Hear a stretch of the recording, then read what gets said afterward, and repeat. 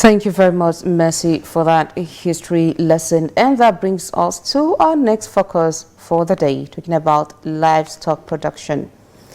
Livestock production is a vital sector in Nigeria's economy.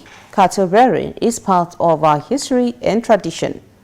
Some traditions in Africa are incomplete without slaughtering a cow, a ram, or a goat during festivities. Right on point, Zainab. Nigeria is a country with vast agricultural potential that has a significant livestock industry that contributes to the nation's economy and food security. However, of recent, the sector faces numerous challenges that hindered its growth and productivity. Challenges like desertification, communal crisis, especially between herders and farmers, insecurity, and so on, affect the growth of livestock production in Nigeria. As we discussed earlier, or as we said earlier, climate change is another factor clinging to all ways of doing things when the world has moved on. I think one of the factors hindering the growth of the agri sector is our refusal to embrace modern ways of livestock production. Indeed, Zainab. And this report, put together by Albert Solomon, takes a look at livestock production in Nigeria and how to rebuild it as a path to economic growth and food security. Albert, over to you. Livestock farming is a critical component of Nigeria's agricultural sector, contributing significantly to the country's economy and food security. With a growing population and increasing demand for animal products, the need for improving the livestock sector knocks at the door. Nigeria is a home to a diverse range of livestock, including cattle, goats, sheep, pigs, and poultry. According to a recent data, Nigeria has one of the largest cattle populations in Africa, alongside significant numbers of goats, sheep, and poultry. Livestock farming in Nigeria serves multiple purposes, from providing meat, milk, and eggs to contributing to the agricultural economy and employment. Cattle farming is prevalent in northern Nigeria, where the Fulani people have traditionally raised cattle for dairy milk and meat. Poultry farming is one of the most dynamic sectors in Nigerian agriculture, practiced in every region of the country. It includes broilers for meat and layers for egg. The poultry industry faces challenges such as disease outbreak, feed cost, and market access. Recent advancements include improved feed formulations, vaccination programs, and biosecurity measures to enhance productivity and profitability. Advancement in technology, including digital platforms for market access, precision livestock farming tools, and genetic improvement, offer opportunities to enhance productivity and efficiency in livestock farming. The Nigerian government has implemented various programs to support livestock farmers, including subsidies, loans, and training programs, with recent initiatives focused on boosting livestock productivity and improving rural livelihood. Adding value to livestock product through processing can increase profitability, with opportunity existing in meat processing, dairy production, and hide and skin. Developing processing facilities and exploring export market can further enhance the livestock sector. Livestock farming in Nigeria presents both challenges and opportunities, but by adopting best practices, leveraging technological innovations, and taking advantage of government support, farmers can enhance productivity and contribute to the sector's growth. As Nigeria continues to develop its livestock industry, a focus on sustainable and profitable practices will be key to ensuring long-term success and food security. Albert Solomon, KSMC. That was a report on rebuilding livestock production in Nigeria, a path to economic growth, as put together by Albert Solomon. And to discuss further on this, we have been joined in the studio by the Provost College of Agriculture and Animal Science, Mando Kaduna, Professor Aliyu Mohammed Wakawa. Good morning, and thank you for joining us in the Good morning. program. Good morning, Prof. And welcome to KSMC Breakfast. It's my pleasure to be here. So, Prof, can you share your thought on the potentials of rebuilding livestock production in Nigeria and its benefits? Okay. Actually, the rebuilding livestock production in Nigeria is long overdue. This should have come earlier than now. And the benefit, it has substantial benefits. First, it's a source of increased income for the livestock producer. And at the same time, It's a source of food security, especially through provision of protein. It's also a source of livelihood enhancement, particularly for rural women.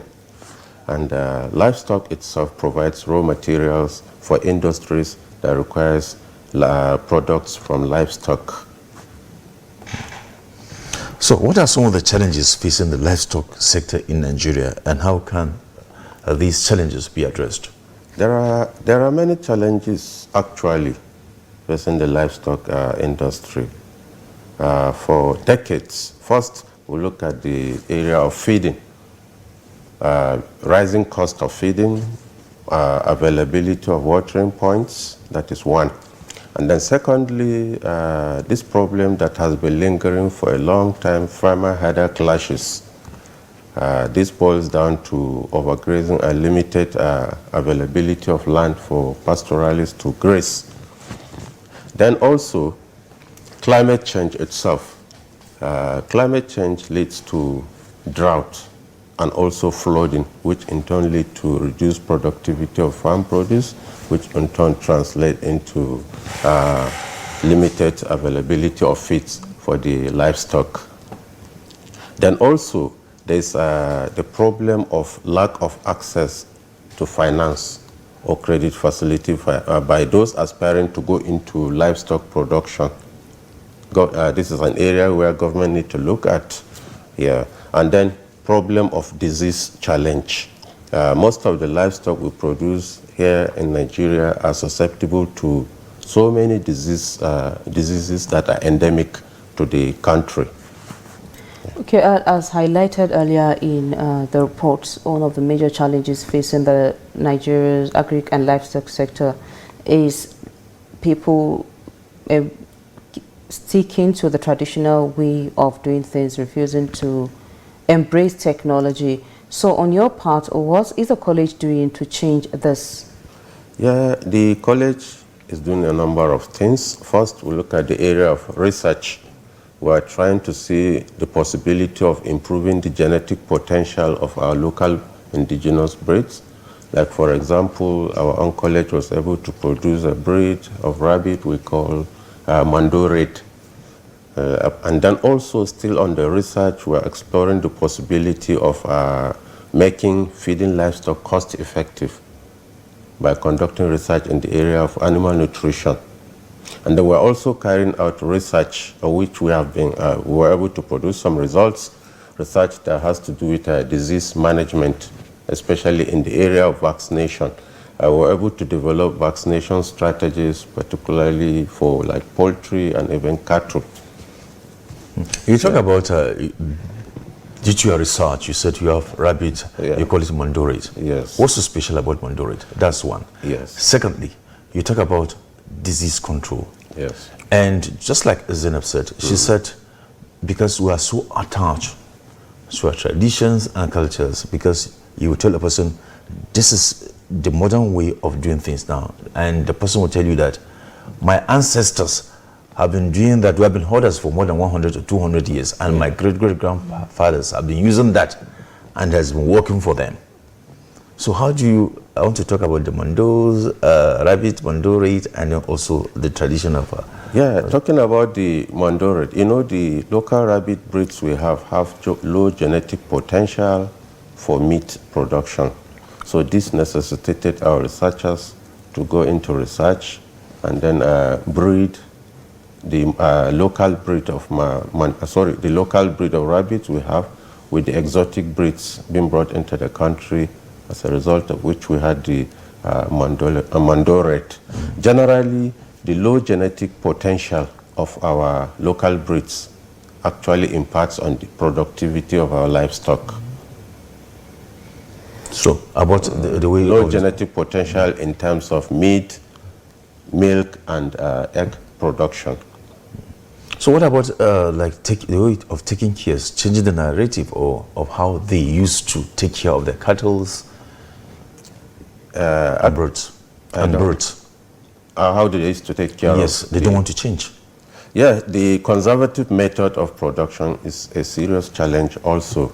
And this is what prompted the there's a document they call the National Transformation Plan, which is a document aimed at modernizing the existing livestock production systems in Nigeria.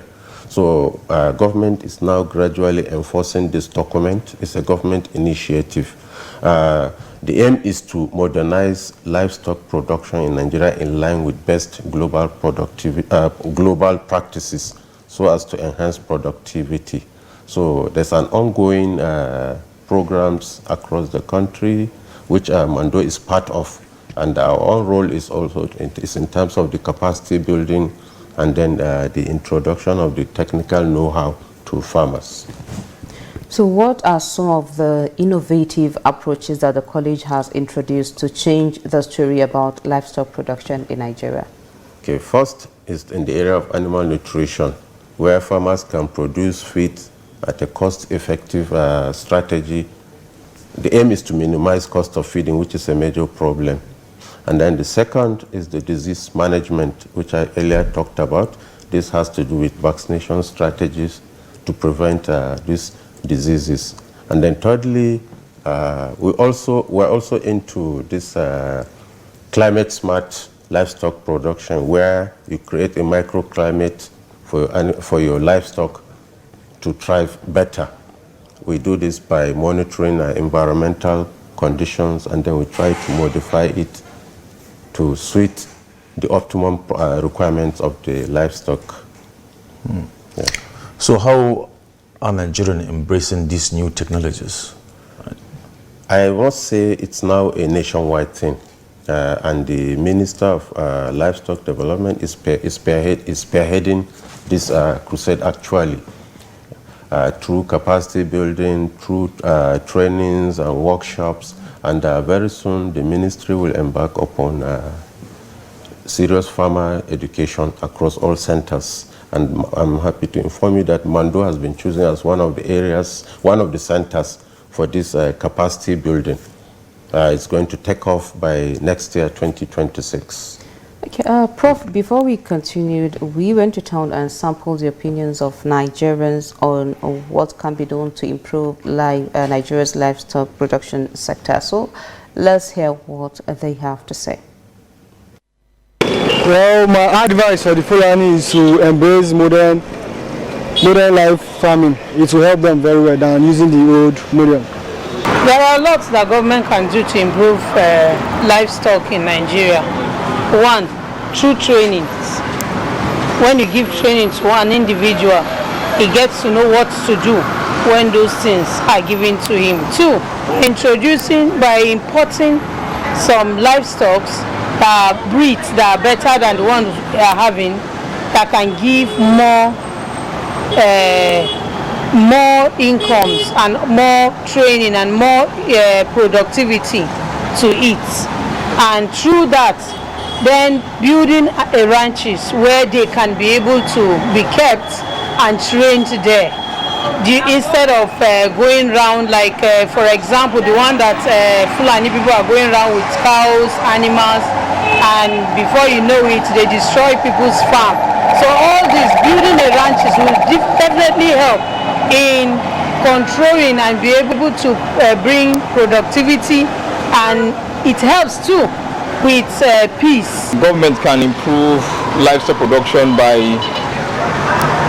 providing finance for farmers in ways that farmers can go into the business without having fear of making losses where they cannot recover.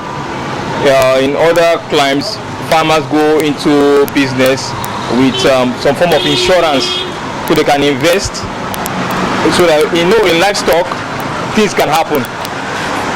Disease, low production and all that can happen.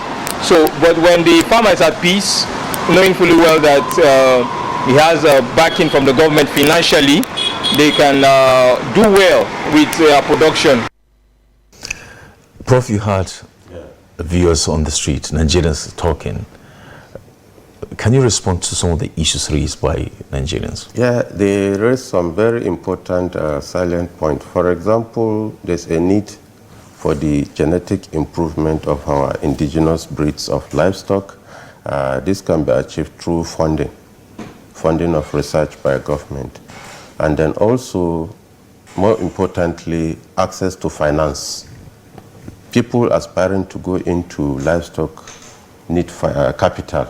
So I think there's a need for government to also provide this finance or credit facility or even subsidize some. So why is it difficult in Nigeria? It's always difficult to have finance when it comes to livestock productions and even insurance. Why is it difficult? Well, I think it cut across all areas of businesses. Capital is very important when one is going into business. The same applies to livestock. But the issue of insurance, I think, is tied down to some social beliefs. Some aspects, there are some people that don't really believe in insurance. Some do believe in insurance. But in advanced countries, everybody is mandated to insure his livestock. But in Nigeria, most people don't really take it serious, and it's really a big setback. And another issue pointed out is the issue of ranching. What's your take on that? Ranching, in fact, is the way to go. Modernized ranching can replace the extensive system of grazing by our pastoralists that usually result into farmer-herder clashes. And there's a plan by the government to introduce, through this National Livestock Transformation Plan, to introduce ranching, which will gradually phase out the traditional system of rearing, particularly cattle. And through ranching, model settlements will be provided, particularly for these pastoralists. So there will be social amenities like clinics, hospitals, in addition to the grazing reserves. And this could go a long way in actually mitigating the problem of farmer-herder clashes. I have a discussion with some of the herders a few years back, and because the issue of the ranching, and when I was discussing with the pastoralist, he said something to me. He said, "How can I embrace ranching when I have relations way down Kogi, Kwara?" I said, "Yearly, I travel down to these places, and when rainy season is about to commence, I come up north. It's a yearly migration, I with my family." So you are saying that I should embrace ranching so that I can stay maybe in Kaduna without going to Kogi. So how can we educate such people so that at least they have a change of heart? I think every pastoralist would like to stay where he is if all the essential requirements for his animal are provided. If there's grazing reserves, if there's all the social amenities. You know why they migrate mostly has to do with the season. During the rainy season in the north, they will come back, they will graze their animals. As the rainy season in the north now faces out, they will move down south where the rainy season continues. And the concern of a typical pastoralist man is to ensure that his animals have feed at all times. So I think the seasonal migration has to do with the availability of the feed, not just the social commitment to his relations. Yeah. Okay, you've talked about researches you have done. So now, what are you doing to ensure that people, especially the farmers at the grassroots, also benefit from these researches? Yeah, for the research, what we do first, like at the level of the college, we have demonstration farm where maybe during a field day or during training programs, we usually invite them to come and not only see what we have, also to have a feel of maybe hands-on of what we are doing. Like at the moment, the college are engaged simultaneously in the training of some farmers, not just farmers, youths. And the training is being funded by the National Directorate of Employment, as well as the Industrial Training Fund, all being carried out simultaneously at the same time using our facilities. And the training has been customized to meet the requirements for going into livestock production in various areas. of the field. Just a few months ago, we also finished a training which was funded by the Food and Agricultural Organization of the United Nations. It was a long-term training of 7 months. We were able to train some veterinary paraprofessionals that will now go into the livestock sector and safeguard animal health, provide animal health care service delivery. So I think the strength of our college is the capacity building in addition to the research. Okay, you talk about training. What comes into mind? You are a degree awarding institution. Don't you have training session, just like Zainab said, for villagers, like a kind of how do I put it, a kind of to bridge the gap, a kind of a shortcut, per se? In fact, I understand. You see, since inception of the college in 1951, the mandate of the college is to produce middle-level manpower, those that will graduate with national diploma and higher national diploma in livestock production areas. So we also provide customized training, particularly for the category of people we are referring to. We refer to them as community animal health workers. These are the category of people that you find in the rural areas. So we give them formal training to be able to provide animal health care service delivery, because in the rural areas, access to veterinary service is mostly difficult for livestock owners. So these are some of the... So we produce middle-level manpower. We also produce people that will be either farm managers or animal nutritionists or animal health personnel, the one we popularly refer to as the veterinary paraprofessionals. Although you mentioned the training for the FAO. Yes, earlier. So aside this, how do you collaborate with other stakeholders, such as especially farmer organizations, to train and expand these innovations? Yeah, we also most of the trainings are actually through facilitators. This you need a funding agency actually to carry out these trainings. So, and also some individuals, like I must mention, like even the NNPC, Nigerian National Petroleum, were able to train some farmers just last year in our college. And even His Excellency, the Governor of Kaduna, said when he was the Senator of the Federal Republic, was able to, through his single effort, was able to train about 300 youths in our college just before he became the governor. And these trainings were customized to meet the required areas of training. If you want to go into cattle, you move into cattle training only. If you want to go into fishery, you want to go into goat production, we will provide this kind of training. Okay, you're watching KSMC Breakfast on KSMC Television, Kaduna, Nigeria. And we are discussing rebuilding livestock production in Nigeria, a path to economic growth and food security. And we have with us Professor Aliyu Mohammed Wakawa, Provost, College of Agriculture and Animal Science, Mando, here in Kaduna. The program KSMC Breakfast will continue after the break. Majalisar Masarautar Zazzau ke farin cikin gayyatar lokacin al'umma zuwa wurin gagarumin bikin nadin sarauta wanda mai martaba sarkin Zazzau ambassador Dr. Malam Ahmed Nuba Malsiyaba zai yi wa Akitat Muhammad Namadu Sambo GCON FNIA mataimakin shugaban kasar Najeriya a shekarar 2010 zuwa 2015 a matsayin sardaunan Zazzau. Za a yi gagarumin bikin nadin sarautar ne a ranar Asabar 11 ga watan Oktoban shekarar 2025 da misalin karfe 10 na safe a fadan mai martaba sarkin Zazzau da ke garin Zaria. Allah ya kai mai ba da ikon halarta, amin. Sanarwa daga kwamitin nadin sarautu na masarautar Zazzau. Welcome back. Prof, one aspect that Nigerians complain, I have seen an influx or an upsurge in importation of foreign breed cattle. And based on my discussion, as we are planning this program, I've visited 1 or 2 farms, and what the proprietors said is that they noticed that Nigerian cattle have low beef production and at times also milk.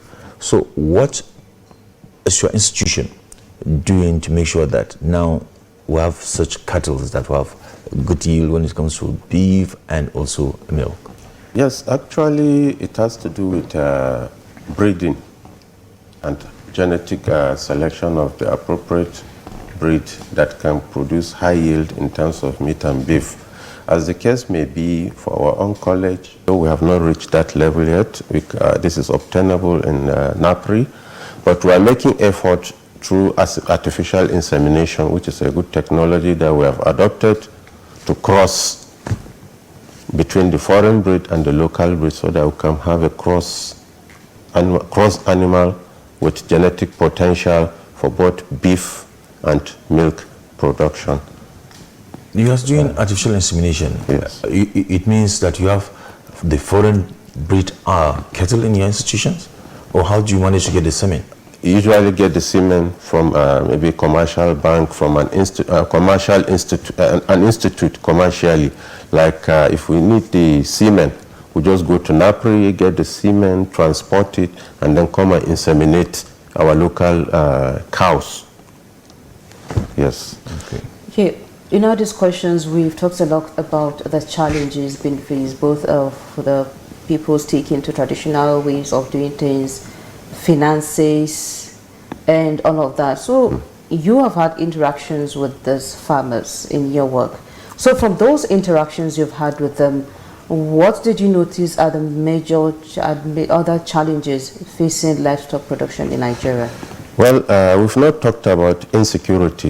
Insecurity has become endemic in the country, and through insecurity, most particularly the pastoralists often lost their cattle to cattle rustlers. This is one. And then the farmer-herder clash I have mentioned earlier, and apart from that, also the access to grazing land is a major problem. It's a major problem for the livestock farmers and even for those aspiring to go into livestock farming. And then also lack of enough research from research institute, and this has to do with inadequate funding. If government can fund research, this will encourage research and development in the livestock sector. Okay, but can we really say we are lacking research when we, for instance, when we look at our schools, for example, the polytechnics, the universities, all those researches, not at institutional level, but being done, the ones being conducted by the students. When you go, you look at them, amazing findings, amazing recommendations, amazing innovations, but then they are just being dumped there and nothing is being done. So are we really lacking research or implementation of research? Yeah, most of the research you talked about being conducted by our students are very limited to solving problems, actually. Very small research. We're talking about the groundbreaking research that will impact not only on the national economy. And for us to do that, actually, there has to be serious funding of research agencies by the government. Yeah, why must it be government? Because quite all right, you talk about... Sorry, let me even interject you. It's not only government. Now, even the private sector are coming into it. The private sector are coming in to also fund some research. They do that either through government or even directly through the research institutes. So how can we encourage the private sector to come into this funding? Yeah, all we need to do is to develop a proposal for a research aimed at solving a particular problem of the society that has to do with livestock production. And when the funding agency, that's the private sector, looks at it and they found it worthy of being funded, they'll go ahead and fund. Like in our institute too, there was one of our staff whose research at PhD level was funded by a Japanese organization in the area of animal physiology, which also attracted even, what do we say, an award by the Animal Society of Nigeria. So you talk about animal physiology. What does that mean? Animal physiology has to do with the performance of the organs, the functional capacity of the organs within the animal body in terms of growth, in terms of reproduction, in terms of sensitivity to the environment, and so on. The reason why I bring up the issue of funding by the private sector. Earlier on, you talk about the insecurity, rustling of cattle. I can say I'm a victim indirectly because I have an uncle of mine and also a cousin of mine that both of them lost about almost 60 cattle to rustlers. And in other climes, they use technologies that will track this animal. Right from infancy, there's a tracker implanted in these animals. And this is a research institution. They are doing research how to make sure that animals are well taken care of, their well-being. So why is it that mostly you find out that the people are affected by this rustling are private individuals? Why didn't they at least say, okay, let me sponsor research on from your institution so that we'll make sure that we can, in future, we'll be able to safeguard our cattle?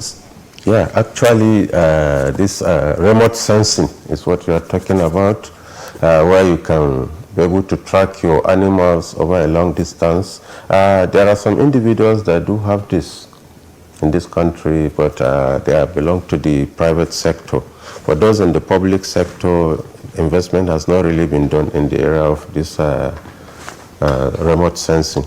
Can your institution look on something? With funding, it's possible. With funding. Back to funding. Yes, with still funding.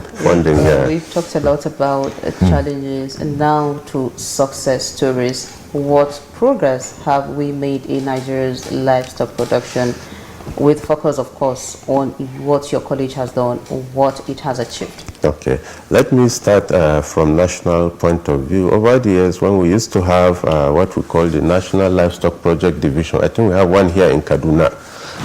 There has been a lot of results produced by that particular project. Then over time, this died down. But now in recent time, it's the private sector that is reporting success stories. Let me give you an example.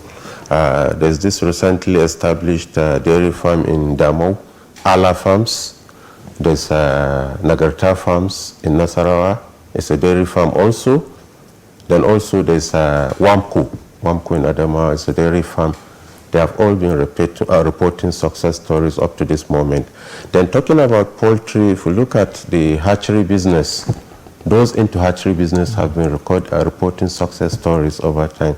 We have the Agri-Ted in Ibadan, we have CHI, we have Valentine in Ilorin, and then close to us here, the Olam Agri, to have been reporting success stories as far as poultry production is concerned.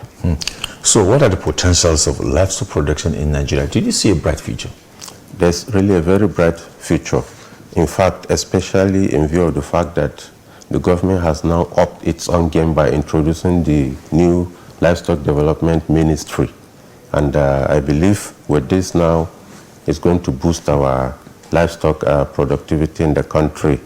Already they have swung into action. In fact, the minister is a technocrat. He knows the technical know-how of livestock production because he also owns a farm. It's a model farm. So he has been very busy spearheading programs and then preparing grounds for the real takeoff of the hands-on and then the practicability and implementation of the livestock program they have laid down against the 2026 year. So it's a very bright future, provided there's capacity building of youths aspiring to go into livestock, provided an enabling environment is created so that private investment can come in for livestock production also. Yeah. So what will be your advice to young people who want to go into the sector, or even people who are already in the sector but want to expand? You see, the advice I will give is, for those aspiring to go into livestock, there's no amount of money that is too small, no number of livestock. You can start with very few. You don't have to wait for a very big capital. You start from few, and then gradually, as you continue to expand, especially if you're able to have access probably to credit facility somewhere or even a funding agency. Yeah, you start from somewhere. I forgot to mention also, most of the youths that we trained at the college, at the end of the training, they are usually given starter packs to start the production by the funding agency. Starter packs that may even be that may have a value of up to even 2 million per each trainee, which is highly commendable. Like the one being conducted presently by NDE. At the end of it, there are some that will get a starter packs worth up to 2 million naira. So no amount is too small to start. So, and they should consider livestock production as a business. Yes. Empowering the Nigerian youth. Exactly. You just took over the mantle of leadership there at the school. So what's your vision for the school?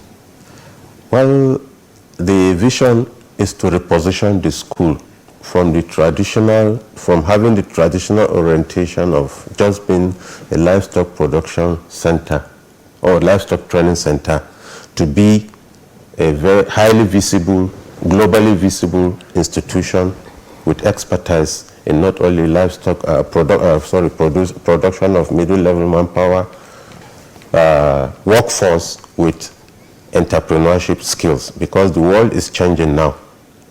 We're moving now from academics to the real practical aspect of it, which should be business-oriented. Thank you so much, Professor, for joining us this morning to discuss on this very important topic. It's my pleasure. A pleasure having you. Thank you very much. Thanks for having you with us this morning, Prof. It's a pleasure. And that has been the Provost, College of Agriculture and Animal Science, Mando Kaduna, Professor Aliyu Mohammed Wakawa, with whom we discussed livestock production in Nigeria, the past, the present, and the prospects in the sector. The program KSMC Breakfast Show continues after this break. Do stay with us.